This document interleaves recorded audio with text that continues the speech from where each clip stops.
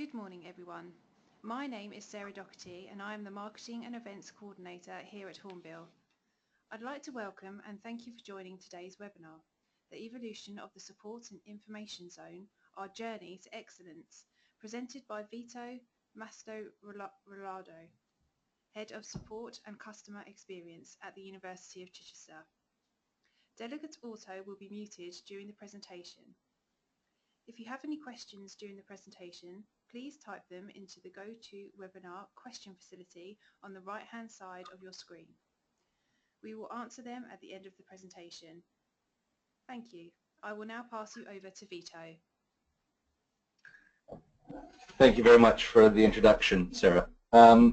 Good morning, everyone. My name is Vito Mastrorillardo. I'm the Head of Support and Customer Experience at the University of Chichester.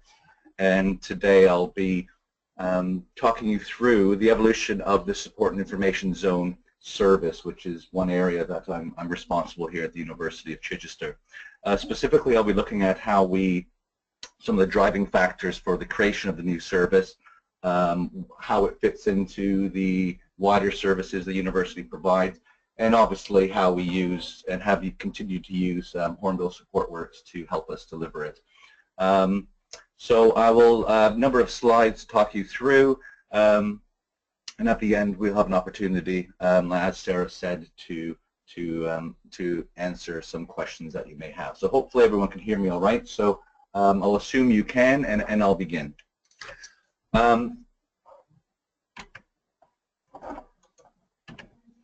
Right. So I thought it'd be helpful just to talk you through some of the background of the university and sort of where our roots lie.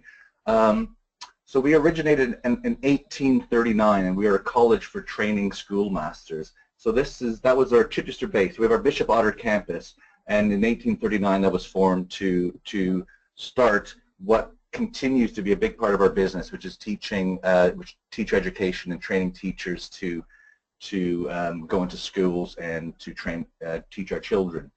The Bishop Otter College was then founded in 1855. Followed by the creation of the Bognor Regis College of Education in 1946. In 1946, the specific focus of the Bognor Regis College was education, so that was a big introduction to the region. In 1977, both colleges merged to become the West Sussex Institute of Higher Education. Followed by in 1999, we actually became a degree awarding institution. We were to call the University College Chichester. 2005, we received the approval from our Privy Council to provide degrees ourselves in 2005, and in 2014, the University of Chichester was granted research degree awarding powers. So we're very proud of our heritage, and as from 2014, we are proud to say that all our undergraduate and postgraduate degrees are awarded directly by the University of Chichester. So that gives you some sort of introduction into who we are and what we do. So currently we employ around 2,000 plus staff. We currently have around 5,500 students and growing. Many collaborative partnerships with other education providers. So part of our business is that we will provide the quality assessment of courses delivered by other institutions, and we work to ensure that there's a high quality of education being provided in those institutions.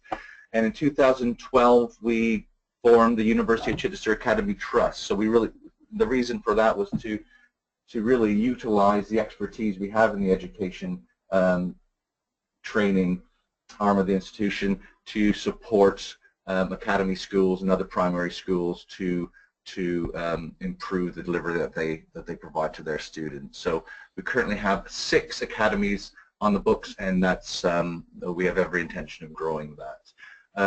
And as you probably expect from small south coastal towns, we're a major employer here in both Chichester and Bognor Regis. So very briefly, I'll talk. So my role is very much customer facing. So I'm responsible for a number of different services that are provided to both staff, students here, and visitors. And as you can see, before we had the support and information zone, our support service provision was very fragmented.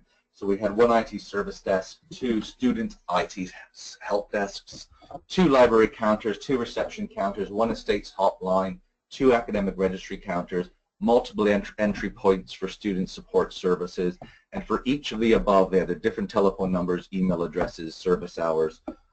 So it's quite obvious that you can see that that would be quite confusing for our customer base. At the time, we had limited use of technologies to support some of those services. Each department used separate tools. There was no consistency in how customers could access those services, no way for managers to report on usage so that we can actually use some evidence and data to define how we shape and improve services moving forward. No formal SLAs between our customers and ourselves, and no way for customers to access information themselves. No self-service provision, no way of them customers checking up on their process of their requests or queries. And my final point there is the access to additional services was very much haphazard. And I say haphazard in the sense that there was no coherency for students and staff starting at the university. It took quite a while to figure out how to access the wide range of support that we currently provide. So we were very keen to improve on that. So yeah, in summary, the overall the service was confusing, inconsistent, and inefficient, and I'm sure you can, from the points I just made, you can see why that was. So we embarked on a project to think about how we could improve aspects of that service delivery. And initially, it was a collaboration between the IT Services Department and the Estates Services Department. And a working group was commissioned to explore various ways of how we can introduce an integrated service desk system. So in 2009, after a competitive tendering process, we partnered with Hornbill and introduced a single point of contact for both departments.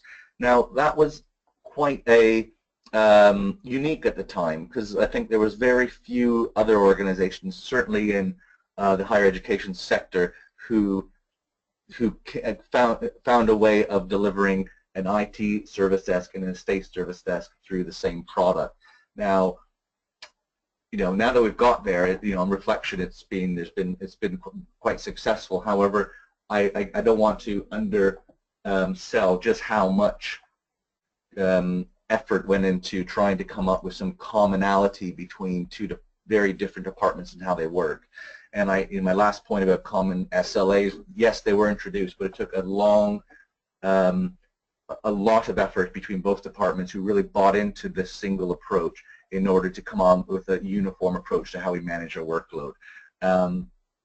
So that was our first attempt at integrating our service desk. So that ran for probably around 3 years or so, and it was working well. But we wanted more, and a little joke with cueing the music, and if I had music you'd hear right now, because now I will introduce the support and information zone, which is the focus of today's presentation. So support and information zone are colloquially known here within the institution as SIS. So why SIS? So our overarching rationale was to enhance the student experience. We wanted to build off some of the benefits of integrating IT services and estates management, and to see what other professional services we can incorporate into a single integrated service model.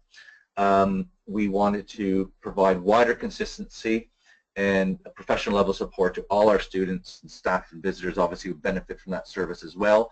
And we had proved that we could find commonality between two very different departments, that is IT and estate. So why couldn't we take that further?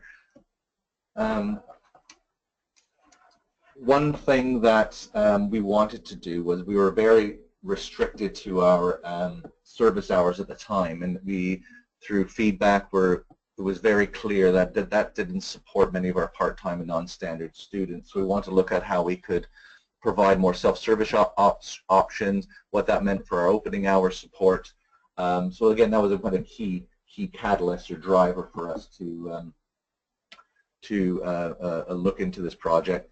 And I suppose what we had was, which was important at the time, is that we had a major investment taking place in our Learning Resource Center. So we were building a brand new learning resource on our Bognor Regis campus, which meant that it was the catalyst to really rethink about how we delivered services centrally to all our customers. And every professional services that had a customer-facing aspect was part of the project group, looking at how we could deliver our services differently.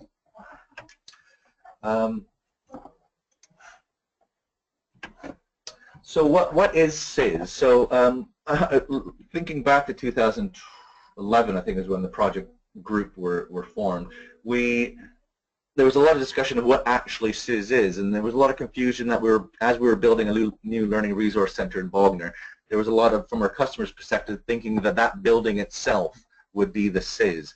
And we wanted to be very clear that that wasn't the case. And what SIS is a service that's just delivered physically from the building, and we didn't want that to be seen that the only way of accessing that service is through physical contact. So we were really keen to develop our telephone support, our online support, and to provide the self-service function that Hornbill provides for us through their Hornbill support work system, to really enable our customers to access some level of support throughout the night and evening and into the morning. So effectively, it's a one-stop shop. It's quite a term often used for these types of setups in other higher education establishments. Very student-focused. What we wanted to make sure is our students are our main customer group. We wanted to ensure that all the decisions we made on how we deliver these services are very much aimed towards our student community, but also wanted to ensure that we're not losing track of some of our other customer groups, so staff and visitors. And again, embarking on a project of this size and trying to come up with a collaborative approach to how we deliver services across many professional services does take the full support and contribution of each department involved. And I would stress, if anyone is listening who is keen to consider this for their own institutions, that you really need to work together, because there'll be a lot of compromise. There'll be a lot of difficult discussions on how best to deliver services. But what we ensured was in place through all the decisions we were made was that our focus was delivering services to our customers, and that trumped all viewpoints. So again, on reflection, we did have our ups and downs, but we got there in the end. And it's clear, and hopefully it'll be clear to yourselves as I continue talking, that it's been a real success.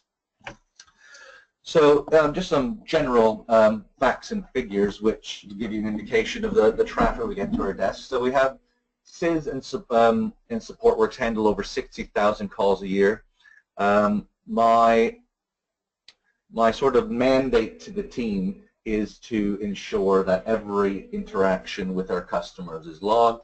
And I'm sure you'll all have your own experiences of trying to make that happen. But I'm confident that the majority of stuff is being logged. And now we've got to a point where the team are quite proud of their first-time fix rates and the number of queries they can handle, how quick they can close a call. So it's certainly not being seen to be a nuisance, and they can see why we use that, why we're actually tracking that sort of stuff.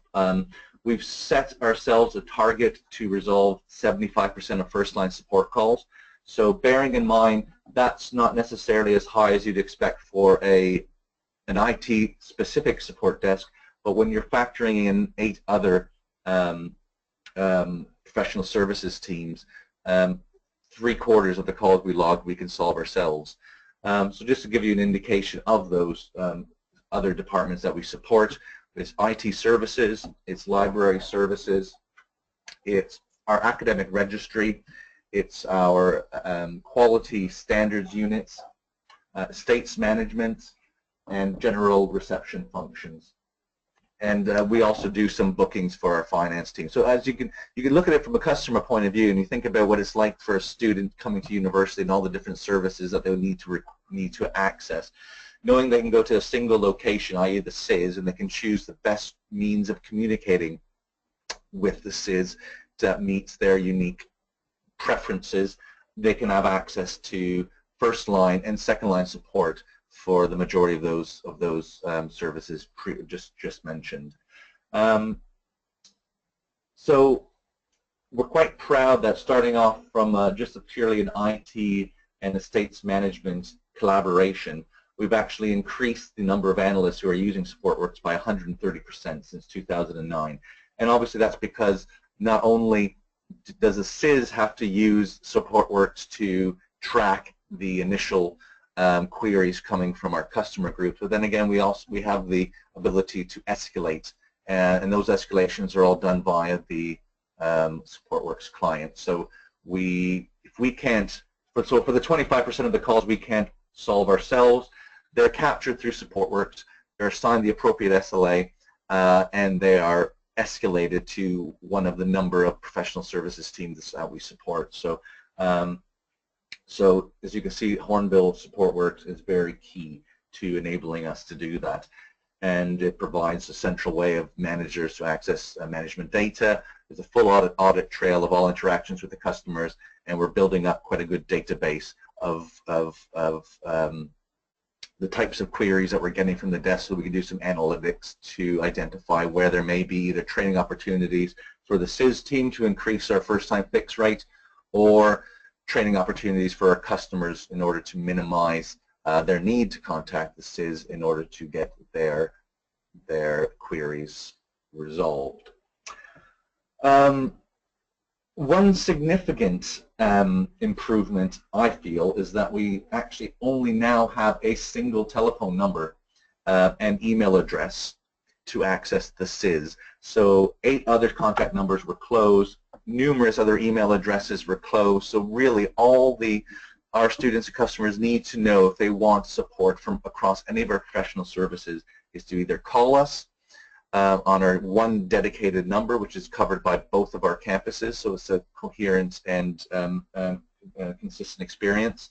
One email address, so we have help@child.ac.uk, and that's all captured within SupportWorks, and then we can either resolve the call directly from that email or escalate it as we see fit. And of course we have our SelfService Portal, which we'll demo a little bit later.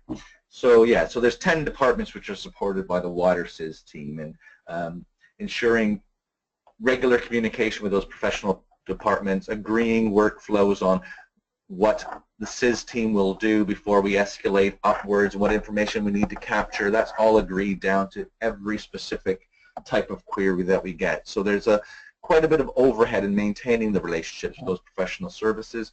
However, here at the university we feel it's worthwhile because the support we provide to our students is coherent and well received. Okay, so I thought I'd show you a few slides on our performance. So what this slide here is showing you is over the period of 1 year between May 2015 and May 2016. It's our overall first-time fix rate result. So the blue is our target, which is 75%, and as you can see, we're actually, apart from 1 month in August 15, and I can remember exactly why that was the case. We had a major outage which resulted in a number of calls being generated that the SIS team couldn't resolve themselves. We are pretty much beating our target month on month. Now, what that will probably mean moving forward is we'll reconsider actually upping our target to, say, 80%. And align what type of training we need to provide from the SIS team, or what sort of other self-service enhancements we need to provide in order to ensure that we can maintain those positive results. Bit of a breakdown now of the different services we can support. So this again is a data from between May 2015 and May 2016, showing the breakdown of the different types of calls that we're getting. So you can see from IT is really just a quarter of our overall traffic. We get, you know, reception services is obviously a big one, as we are the main reception desk and switchboard for the university. Library service is a really big part of what we do. Where both our physical service desks are based within the LR Learning Resource Center, which is effectively a library with all other bells and whistles. And you can see some of the other smaller services that we support and the percentage of traffic that they provide to our desk. So that, I hope that that sort of pie graph clearly demonstrates that it is possible for a single team to provide a very, very diverse set of services. And without a tool like Hornbill SupportWorks, we wouldn't be able to manage that. Okay, so now I'm going to do a little bit of celebrating some of the achievements that we've achieved since the launch of SIS. So in 2014, we were shortlisted in the Outstanding Student Services Team category of the Times Higher Education Leadership and Management Awards. Now that's our bid for that, or not bid, or application, I'm not sure what word to use for that, but was very much based on the creation of SIS, the leadership management approach that we took in order to get very diverse professional services team to work in a consistent way, ensuring that the student experience was paramount to how we're going to define and shape our services going forward. And having a single tool was a factor in that success, because we wouldn't, again, for consistency, you need some sort of system in order to ensure that we can keep track of the business that we're doing, and we can keep track that calls and queries are being resolved in a timely manner and aligned with what we publish as our service level agreements. Unfortunately, we didn't win, but we were still very proud to be shortlisted in this very prestigious award. And who knows, maybe in the future we'll have an opportunity to put in another application. In 2015, we decided to take our customer service provision to not necessarily the next level, but what we wanted to do was ensure that we were getting lots of good feedback internally around how we provided customer services, and what we wanted was an external benchmark and verification that we were providing what is deemed to be good customer service. So in 2015, after a very vigorous accreditation assessment, we are now fully CSE compliant, and proud to say that 6 or 8 of the compliance areas were deemed to be compliance plus. So what that says is that we are going above and beyond what would be deemed good customer service. So it's an area of best practice. Okay. So what I will do now is I will give you a demonstration of our system to show how it works in practice. Now, bearing in mind this is a live system, so I won't be logging any calls, but I will show you how we've set it up, how we're planning to evolve it in the future, and how you can see it supports the remit of SIS services. So just bear with me while I pick this up.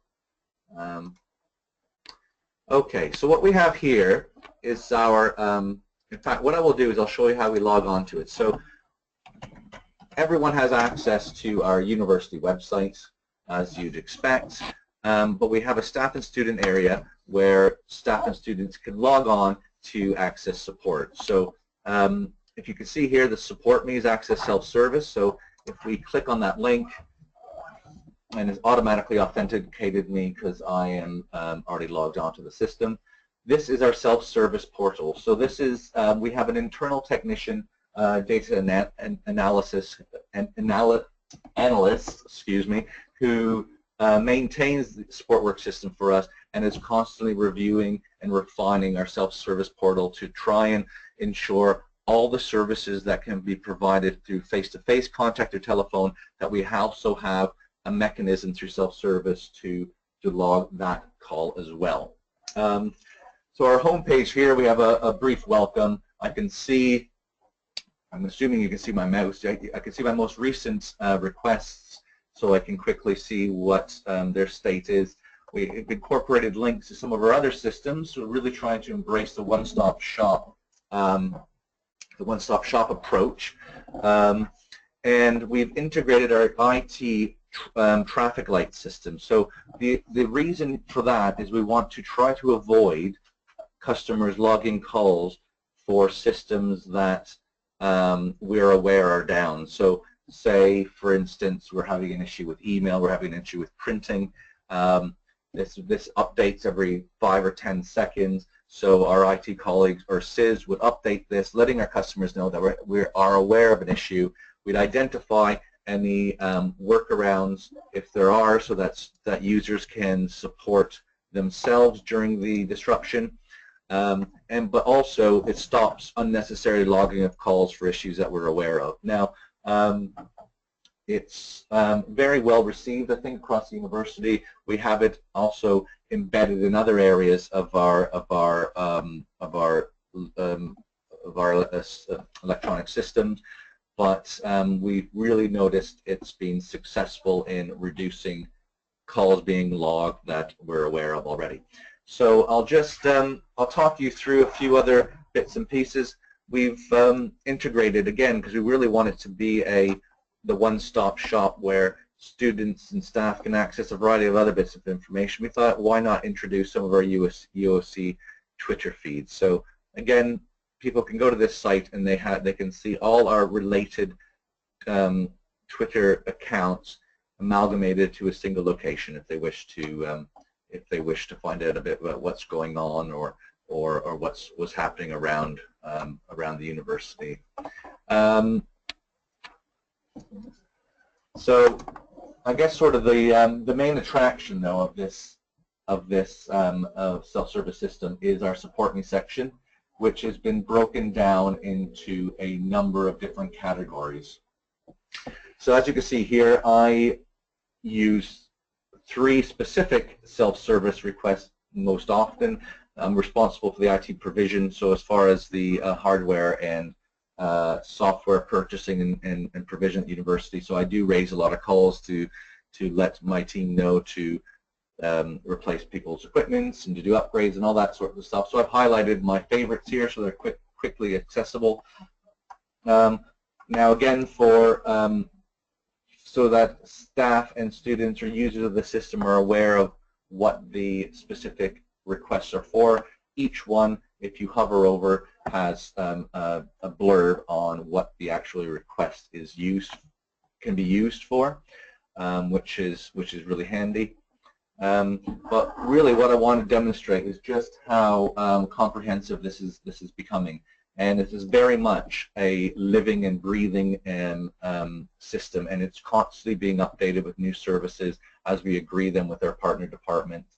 My colleague Jane, who I work with very closely, maps out these requests with relevant colleagues and then launches them as a new service through the self-service system.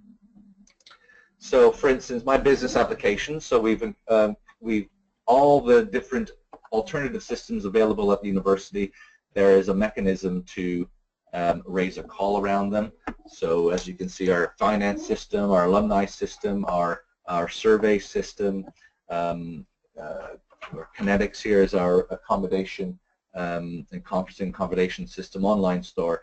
So by clicking on any of these specific requests, customers can log specific queries and will go directly to the appropriate team within the setup in SupportWorks to ensure that the process is as efficient as possible.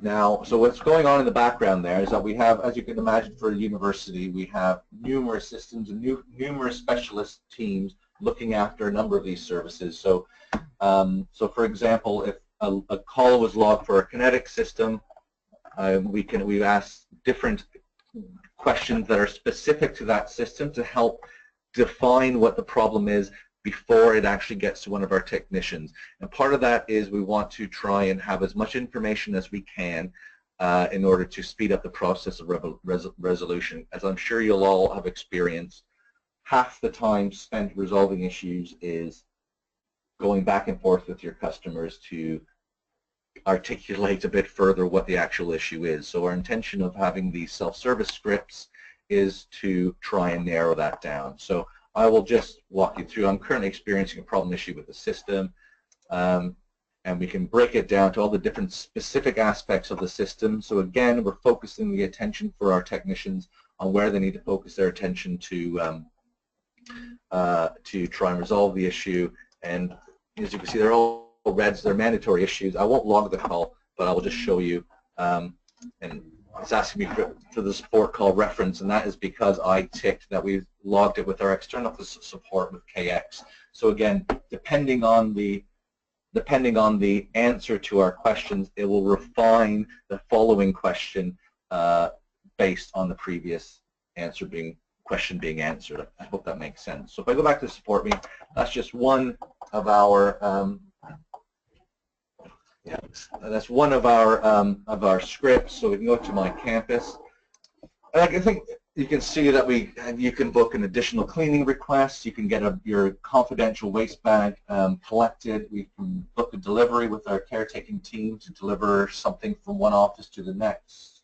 Lost property queries, general estates, facilities queries, rooms set up, student cleans, taxi requests. So we've really tried to incorporate as much as we can into the self-service system. And I think why it's well received by our customers is that there is only a single button called Support Me, and within there you have a multitude of different requests that can be generated across a wide set of disciplines. So you can see this is very much not an IT service desk and very much not an estate service desk, that we have all sorts of other services incorporated into it, and that this is completely this is growing on a regular basis. So give you a few other examples of what we have. We have IT training. So again, a big part of our service delivery approach is to identify where our customers are lacking in specific skills that are actually resulting in the generation of unnecessary calls. So we really want to encourage our staff to develop their digital literacy skills, to be more confident in some of the tools we provide, and by investing in that training with our staff and our students, the knock-on effect is reduced calls being logged to the service desk, so that we can focus, our teams can focus more on the complicated issues rather than issues that are generated as a result of user error.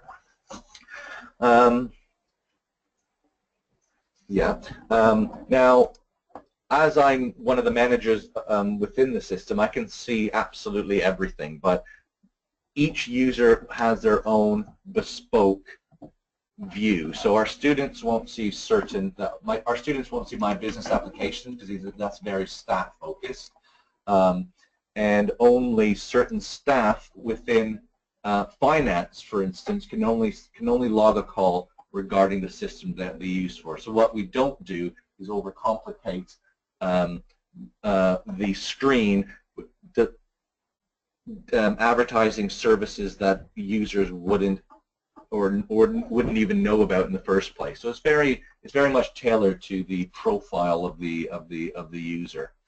The My Visitors category, you can get, again, some of it's duplicated, but you get some visitor account logins, door access code requests, various other things that are relevant to visitors. My workspace, again, loads of different requests for equipment and other bits and pieces.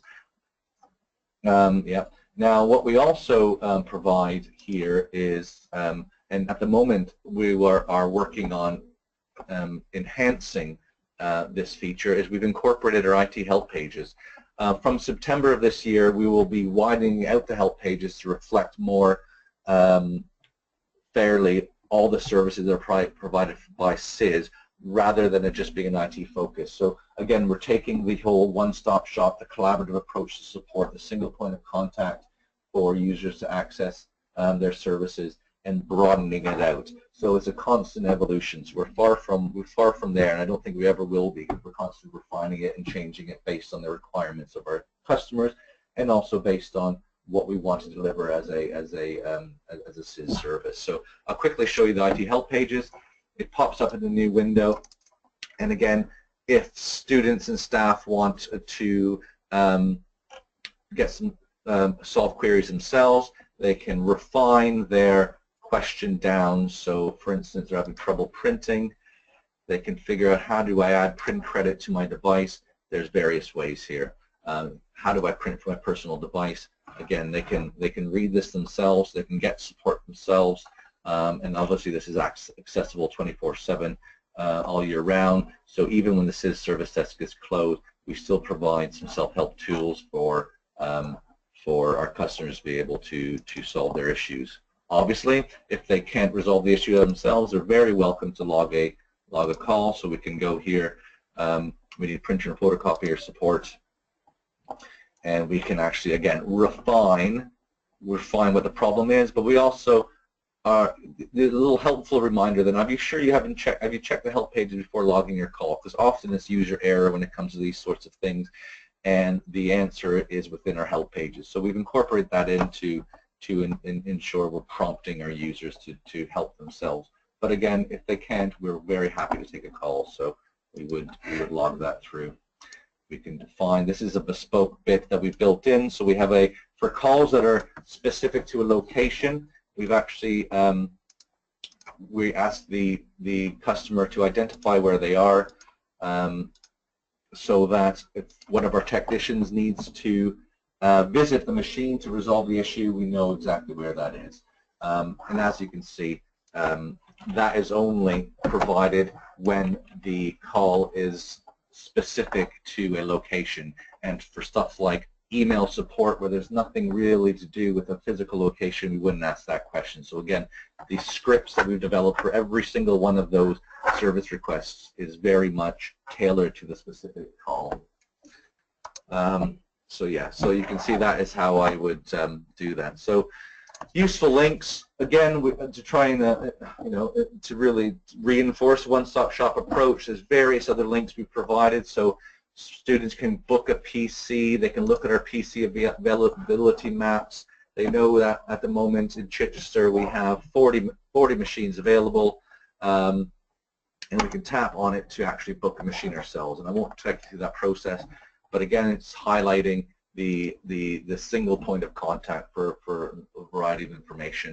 If they want to learn about our mobile printing service, they can click on that link, and it brings them up all the different ways that they can print at the university through their own personal devices. So it's, as you can see, a very comprehensive tool that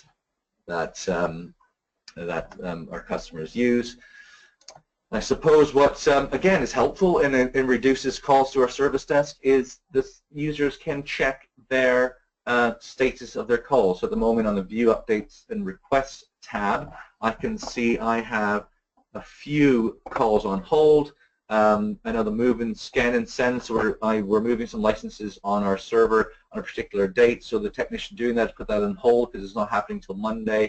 And again, I can click in, I can check all the, where are we here? All the different actions that have taken place. So we've submitted a change request. I can review, this is what I put in myself, and we can see that one of my colleagues has put it on hold by the change manager because it's scheduled for next Monday. So come next Monday, that call will become live and get action. However, in between now and then, if something were to come up, I have the ability to update the call myself. So I can go to update requests, I can type my, the date is changing,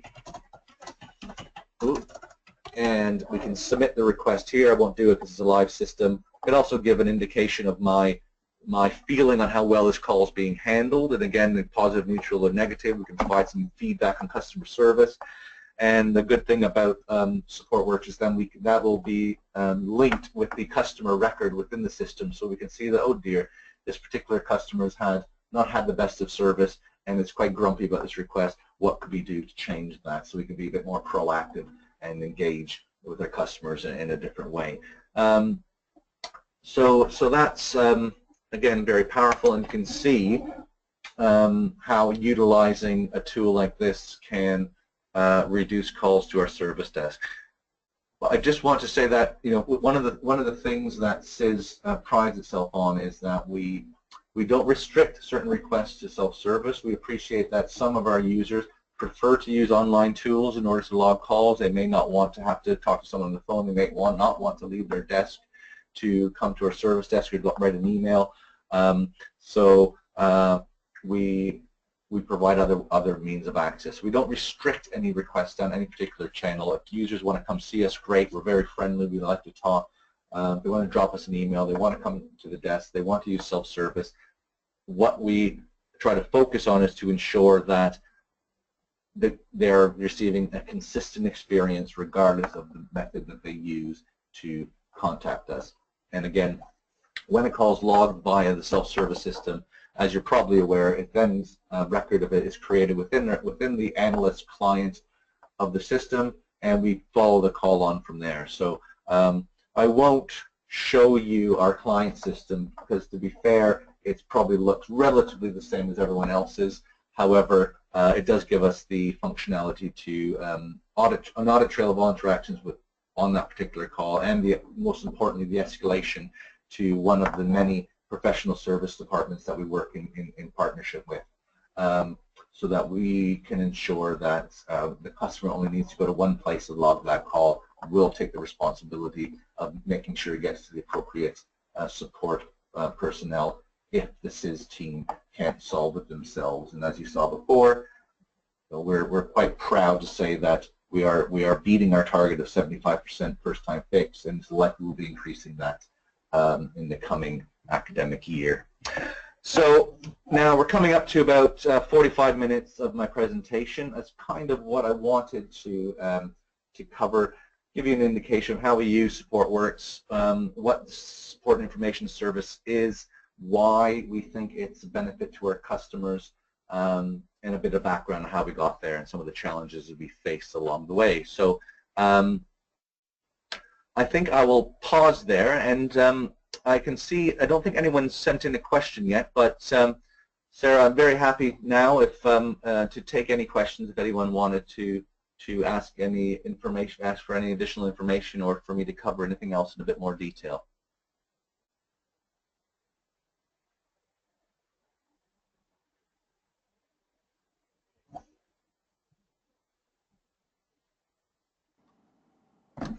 Thank you, Vito, for talking us through that presentation. I hope everyone found it useful. If you have any additional questions, please do not hesitate to contact me. Finally, thank you everyone for your time today. Goodbye.